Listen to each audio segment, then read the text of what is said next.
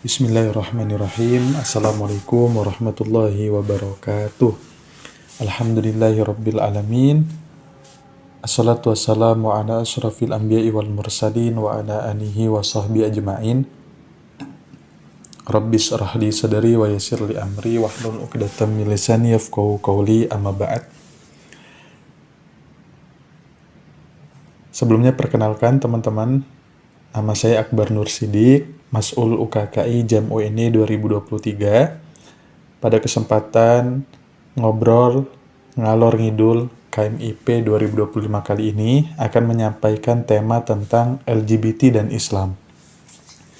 LGBT merupakan perilaku seksual menyimpang atau PSM yang lahir dari ideologi feminisme.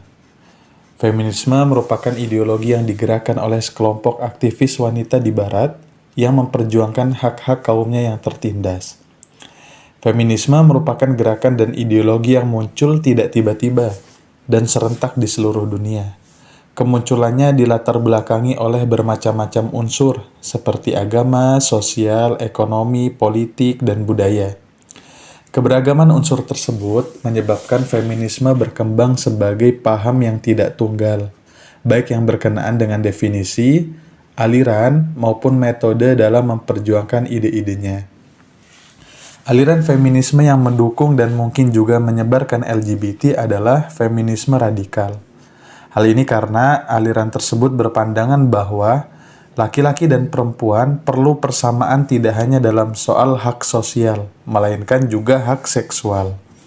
Dengan kata lain, mereka berpendapat bahwa kepuasan seksual perempuan dapat juga diperoleh dari sesama perempuan, dan oleh karena itu, lesbianisme dapat diberi hak hidup. Selain itu, aliran feminisme radikal juga berpendirian bahwa laki-laki adalah masalah bagi perempuan. Laki-laki selalu mengeksploitasi fungsi reproduksi perempuan dengan berbagai macam dalih. Dan perempuan ditindas oleh laki-laki dalam waktu yang cukup lama, seperti perbudakan, pelecehan seksual, yang perlu segera dihentikan dengan gerakan yang mendasar.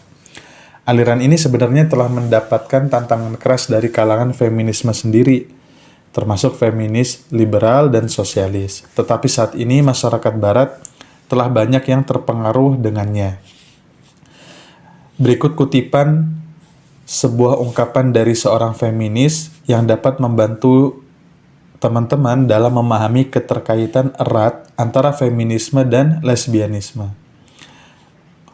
Untuk itulah seharusnya perjuangan hak-hak lesbian mesti selalu diletakkan dalam perjuangan pembebasan kaum perempuan. Perjuangan kaum lesbian akan kehilangan landasan ideologisnya jika diletakkan di luar pergerakan pembebasan kaum perempuan. Dan perjuangan pembebasan kaum perempuan yang mengabaikan perjuangan lesbian adalah palsu. Bagaimana mungkin mereka dapat menyebut diri sebagai pejuang hak asasi manusia, hak asasi perempuan, sementara mereka sama sekali tidak mencintai perempuan yang diperjuangkannya. Perilaku seksual menyimpang (PSM) LGBT merupakan gerakan global yang dilandasi oleh gerakan kebebasan orientasi seksual, identitas, dan ekspresi gender atau Sexual Orientation and Gender Identity and Expression, disingkat SOGI. SOGI inilah yang menjadi platform yang melandasi LGBT sebagai hak asasi manusia, yang juga melandasi lahirnya konsep the gender bread person atau the gender unicorn, yang membuat akhirnya gender bukan hanya menjadi alternatif pilihan, melainkan juga boleh dipertukarkan dan silih berganti dipilih sebagai identitas dan ekspresi gender seseorang. LGBT sebagai gerakan global memiliki berbagai saluran kampanye perjuangan yang didukung oleh berbagai pihak elit internasional, melalui sokongan dana, bantuan advokasi, teknis, hingga publikasi. Saluran-saluran yang umum digunakan oleh mereka dalam menyukseskan agendanya antara lain saluran akademik, sosial budaya, jaringan masyarakat atau komunitas, usaha atau bisnis, media, hingga politik.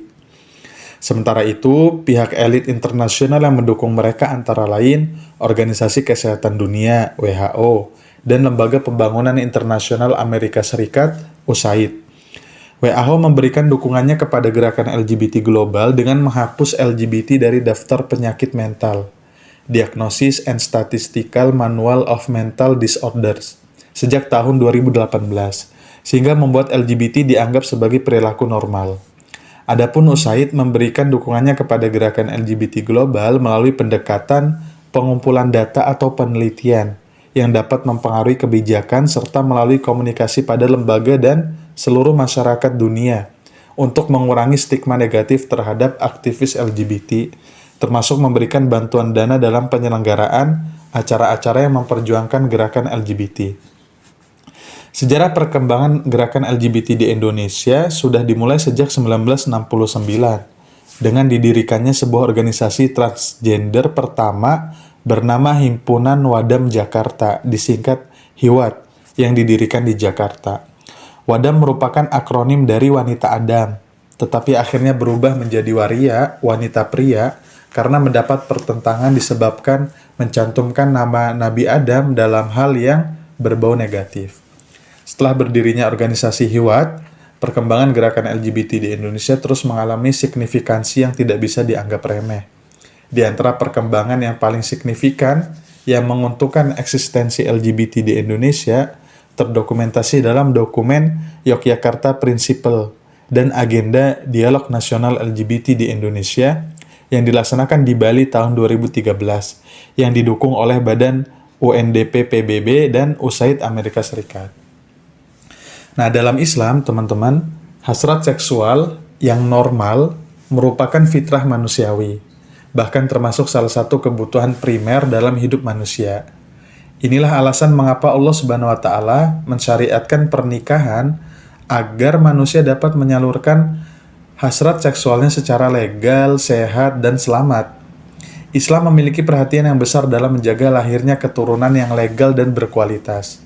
Hal ini terbukti dari salah satu syariatnya bahwa setiap muslim dilarang mendekati zina karena dianggap sebagai suatu perbuatan yang keji dan suatu jalan yang buruk. Teman-teman bisa lihat di Quran Surat Al-Isra ayat 32. Perhatian Islam yang besar terhadap penjagaan keturunan yang legal dan berkualitas juga tercermin dalam maqasidus syariah, yaitu menjaga agama, nyawa, keturunan, harta, dan akal. Oleh karena itu, LGBT dalam Islam merupakan salah satu bentuk kejahatan seksual yang diharamkan. Hal ini karena dalam perspektif Islam, kejahatan seksual dipahami sebagai segala bentuk pelampiasan hasrat seksual yang dilakukan secara tidak ma'ruf dan tidak legal. Kategori kejahatan seksual dalam pengertian tersebut meliputi sisi perbuatannya maupun objeknya. Dari sisi perbuatannya meliputi berhubungan seks di luar nikah, baik dilakukan atas dasar suka sama suka maupun paksaan, berhubungan seks secara menyimpang seperti sodomi meskipun terhadap istrinya sendiri dan berdasarkan kerelaannya, berhubungan seks yang dilakukan dengan cara sadis dan disertai penyiksaan, berhubungan seks dengan istri di saat datang bulan atau haid yang menyasar ke faraj, dan segala bentuk perbuatan dan perkataan yang bersifat melecehkan martabat dan harga diri seseorang, baik perempuan maupun laki-laki. Adapun dari sisi objeknya antara lain, berhubungan seks dengan hewan, mayat, sesama jenis, keluarga dekat, incest, dan anak-anak di bawah umur.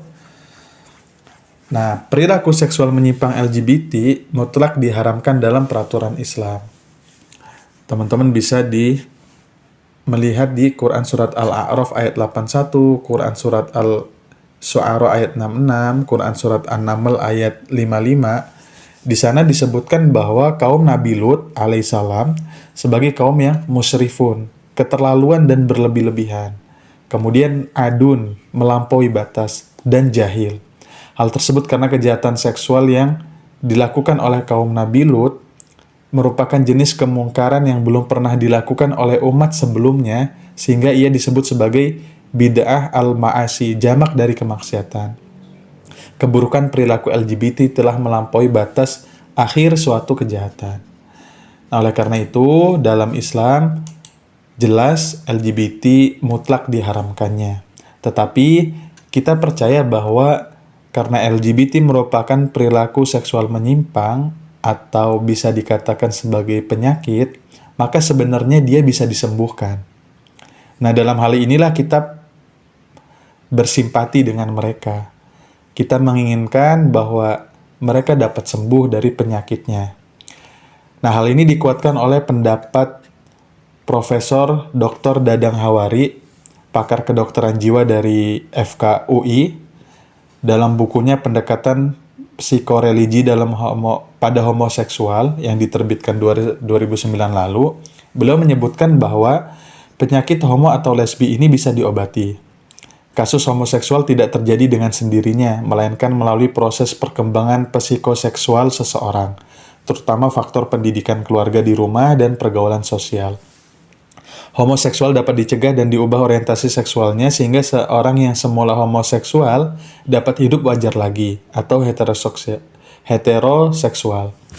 Kemudian Prof. Dadang Hawari juga mengimbau bagi mereka yang merasa dirinya homoseksual atau lesbian dapat berkonsultasi kepada psikiater yang berorientasi religi agar dapat dicarikan jalan keluarnya sehingga dapat menjalani hidup ini dan menikah dengan wajar.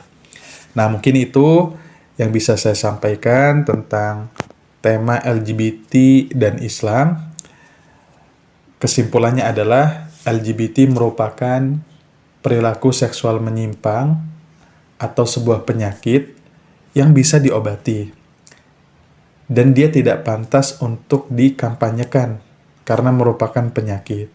Oleh karena itu, bagi siapa saja yang mengkampanyekan untuk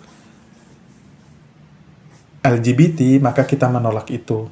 Tetapi, siapa saja yang mengkampanyekan untuk menyembuhkan penyakit LGBT, maka kita akan mendukungnya. Mungkin itu saja, kita cukupkan. Billahi taufiq wal hidayah. Wassalamualaikum warahmatullahi wabarakatuh.